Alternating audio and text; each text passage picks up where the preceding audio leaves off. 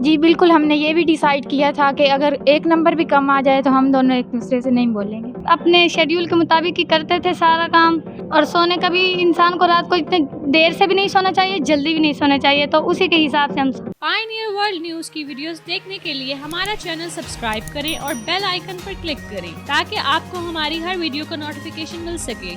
शुक्रिया।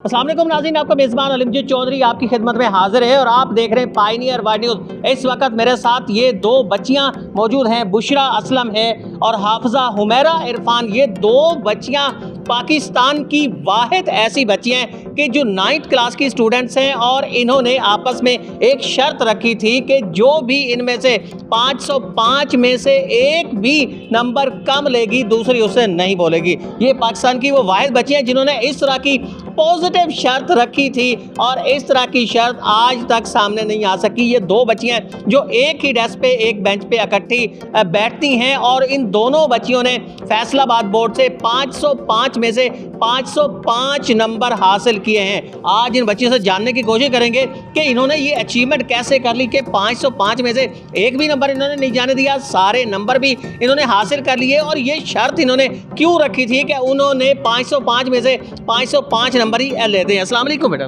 वालेकुम अस्सलाम। क्या नाम है आपका? बुशरा असलम। और आपका?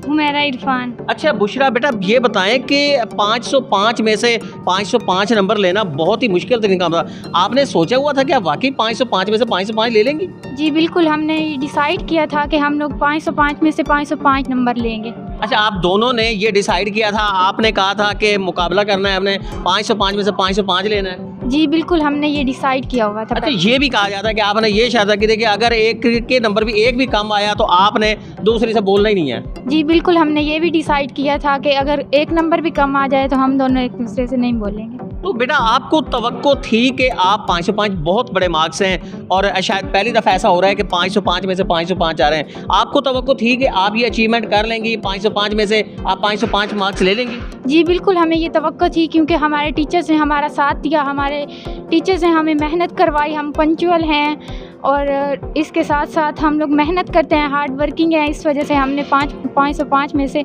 500 नंबर हासिल करना ही हमारा एम था। अच्छा बेटा, आप हाफिज़ा हुमैरा इरफान साहब हाफिज़ा भी हैं, तो आपने जब तैयारी कर रहे थे, आप 9th क्लास के, तो उस वक़्त कोरोना की थी, उसमें छुट्टियां भी थी, तो आपको अंदाज़ा था कि आप इतने बड़े मार्क्स, इतनी बड़ी अचीवमेंट हासिल कर लेंगे कि 505 में से 505 मार्क्स? जी बिल्कुल, हमें अपने उस्तादों की पढ़ाई पर बिल्कुल भरोसा था और अपने माँ बाप की दुआओं पर भी बिल्कुल भरोसा था और अपनी मेहनत पर भी कि हम इतने अच्छे मार्क्स ले लेंगे, 505 में से 505।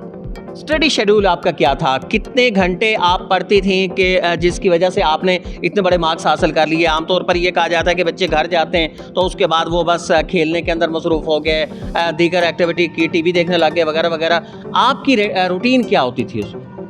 हम पहले तो नमाज अदा करते थे घर जाकर, खाना वगैरह के बाद।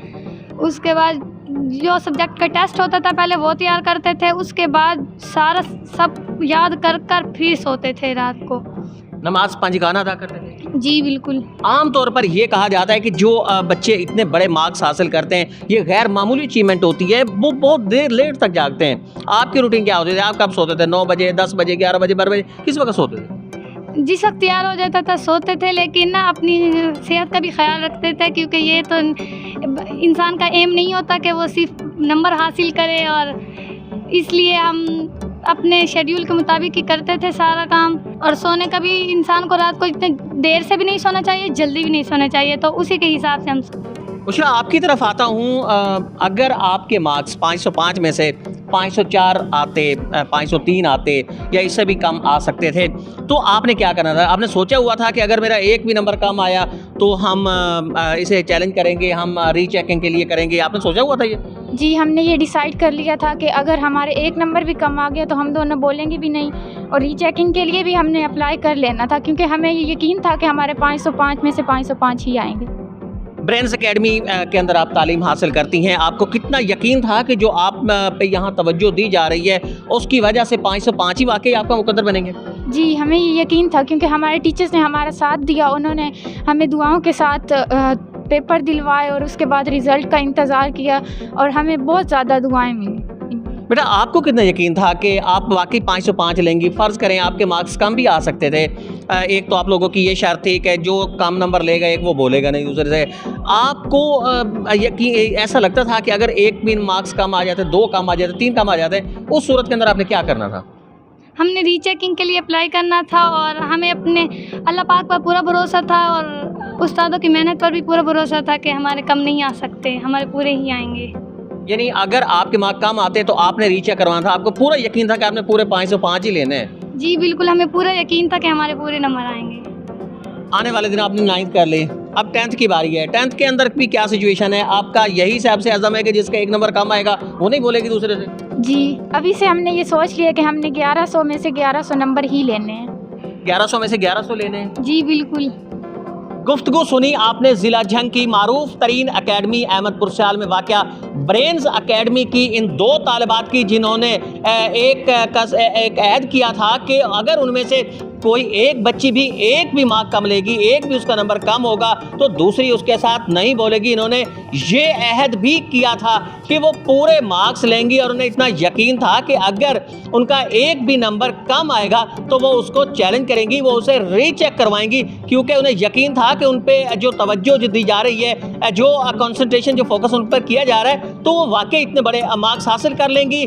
बच्चियों की ये 2 बच्चियां आपको पाकिस्तान में इंफराई मुनफरद हैसियत में इसलिए दिखाई देंगी क्योंकि जो इन्होंने अहद किया था वो बिल्कुल एक मस्बत पहलू था और तमाम तालिबात के लिए, तमाम तलबा के लिए ये मशाल राह है कि अगर आपने अहद भी करना है तो इस तरीके से मस्बत करना है कि आपने एक दूसरे से सबकत ले जानी है, एक दूसरे से बढ़ना है। अपने मेज़बान अली एमजे चौधरी को इजाज़त दीजिए। अल्लाह निगहबान।